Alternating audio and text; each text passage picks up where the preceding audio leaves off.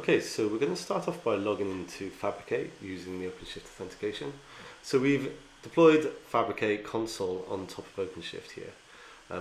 We've got nothing else running, so let's go ahead and have a look at some of the applications that we can, pre-installed application templates that we can run. You can see we've got quite a few building up now. To start off with, let's go with the logging application. Now this contains OpenShift templates, containing services and application controllers, basically the Kubernetes resources needed to run these images in these Docker images in pods, Kubernetes pods. So let's just run this. We can see Elasticsearch has been started, fluentd. It's going to be installed on each node using the daemon set, as well as kibana, so we can actually visualize events from Elasticsearch. Next, we're going to run the metrics application. Now this is Prometheus, as well as Grafana. So Grafana, we can actually visualize our metrics, application level metrics. Additionally, we're also going to run a collector. This is a Git collector, so we can actually pull out information from Git projects and then send this information to Elasticsearch as events that we can visualize information about our projects going forward. Lastly, we're going to run the CD template feature. Now, most of you who have seen previous demos will be familiar with this. This is a collection of, and this is a Nexus, a Jenkins, GOGS repository as well. Everything we now need to be able to build, test, release, and run software. So we just sped up this demo a little bit here. Everything's now started. So we can go ahead now and start creating some projects. Using the browser, we're just going to select the default secret, OpenShift secret, so that we can use to edit source code in the browser when we go forward. To start off with, we're just going to select this. It's really easy microservices app, which is actually Java based. We can go ahead there and just create that project.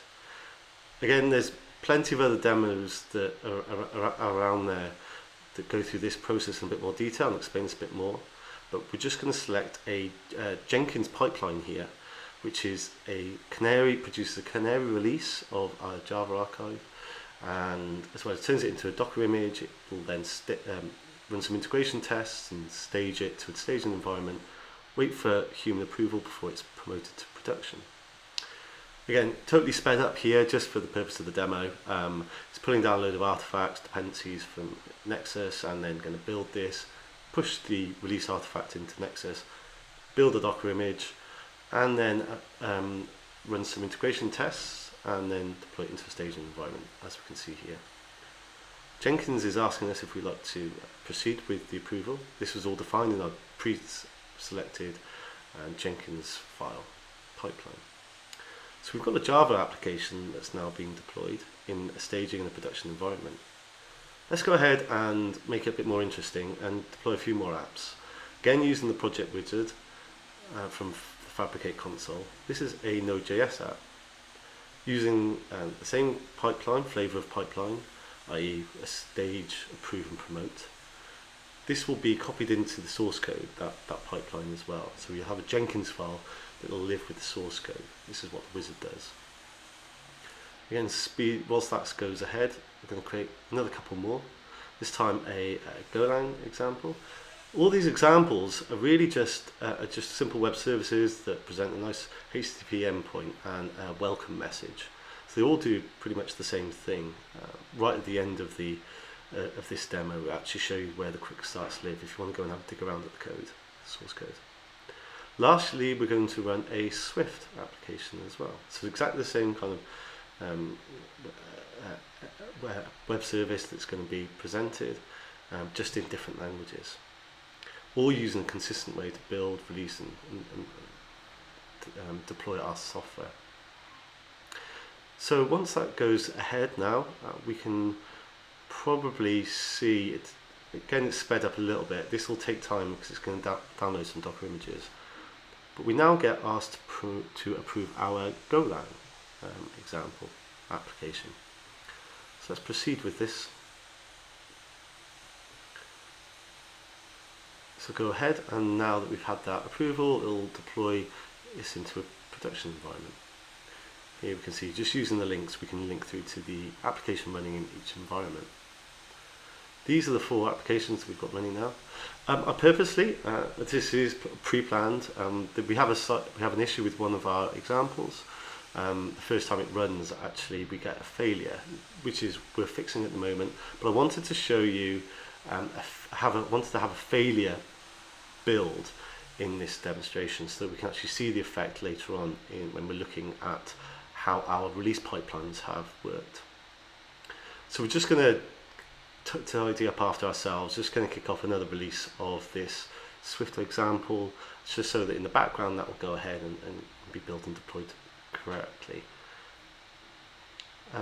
Whilst that's happening, we can now, using the links from the fabric8 console, go and have a look at the other applications that we ran at the start. So this is Kibana. This is where we're able to view events. Now, out of the box, we've actually created some dashboards, and we also, our pipelines out of the box create events to tell us about our pipelines.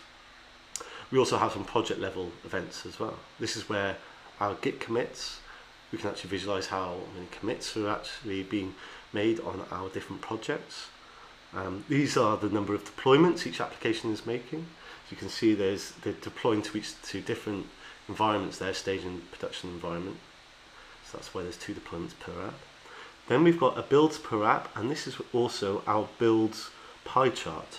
This here is our failure that we saw for our Swift application.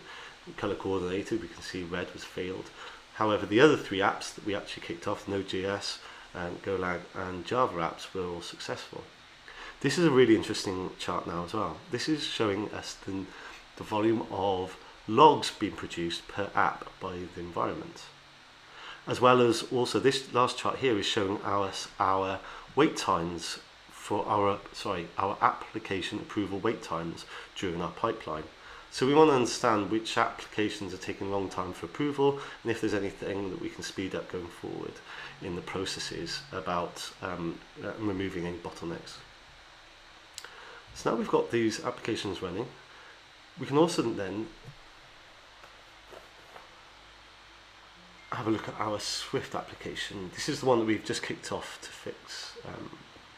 Afterwards, we should see this deploying into a stage environment. There we go. It's done a rolling upgrade into a stage environment. I'm waiting for an approval, so we can go ahead and approve this, and that will mean we have all 4 applications running in a staging environment and in a production environment as well. Again, kind of you see the same kind of application deployed. All right, let's proceed with that. If we refresh our Kibana dashboard, we can see now that we've got our Swift application, and also nicely color coordinated here. We can see that purple, which is the Swift application, now has 1 failure but also 1 success now as well. As well as you can also see the approval wait time that it took.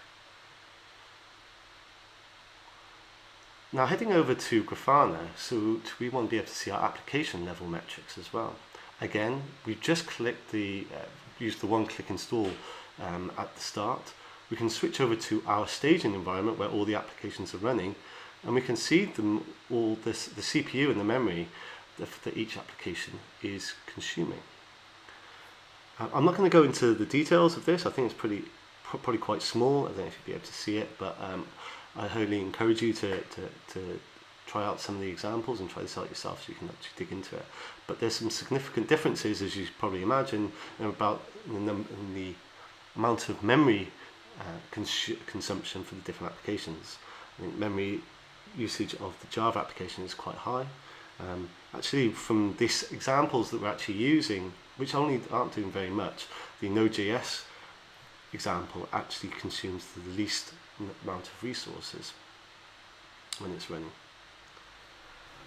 This is really going to be very interesting. These are just some basic dashboards to start off with, and you can see how you can actually extend these and understand more about your applications as they're running in different environments. Just refreshing this here, you can see that the applications are all quite different.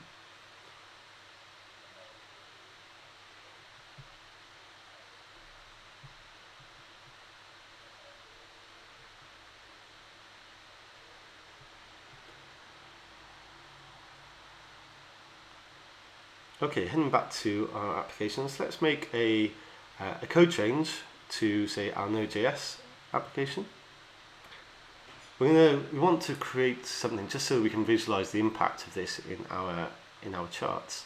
So let's create put some code in that will. You'd never want to actually do this, but it should have a bad impact, or it should have an impact in our charting and the CPU and memory usage. We're just going to continually log an output to the logs. Let's wait for that to go through. That'll be staged. And again, this is slightly sped up. That'll be staged in our staging environment. This is the rolling upgrade that's now occurring, taking the old application down, the old version down, and replacing it with a new version. You can see here this is the difference in the GOGS application, but we've also got a nice diff in the fabric8 console. You can see this is the lines that we've added. Okay, we'll wait for that rolling upgrade to happen. There we go. So now our change, our loop, our endless loop that we've just committed, logging, has now been deployed. You can see there's the third chart down is the Node.js application.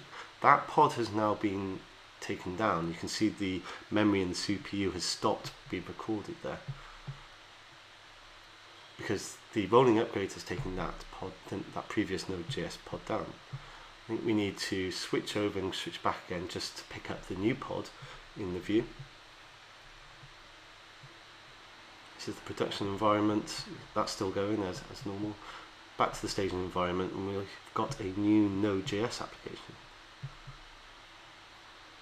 Here you can see this is the new Node.js application with very different memory and CPU usage to the previous version that we can see in the row above. So in the normal world, you may want to be, we hope people will be looking at the impact their changes is making on the resources they're consuming. If we go back to the kibana charts, we can see that we've got so we'll just wait for this to load a second. And yeah, so we can see the logs per app per environment. This is our Node.js application. This is a new winner of the most number of logs that are being produced by an application. And that's because of our code change that we've made. Okay, just for completeness, switching back to the fabric8 console, we're actually in the staging environment, and this is where we can see all our 4 different applications actually deployed and running. Nice and easy that we can link through to each endpoint here. Hopefully it gives some idea that where we're aiming, where we're going with our continuous delivery solution. We want to be able to understand the impact our changes are having, not just on the applications, but also how we can improve the pipelines ourselves, identifying bottlenecks or improvements that can be made. Okay, thanks for listening.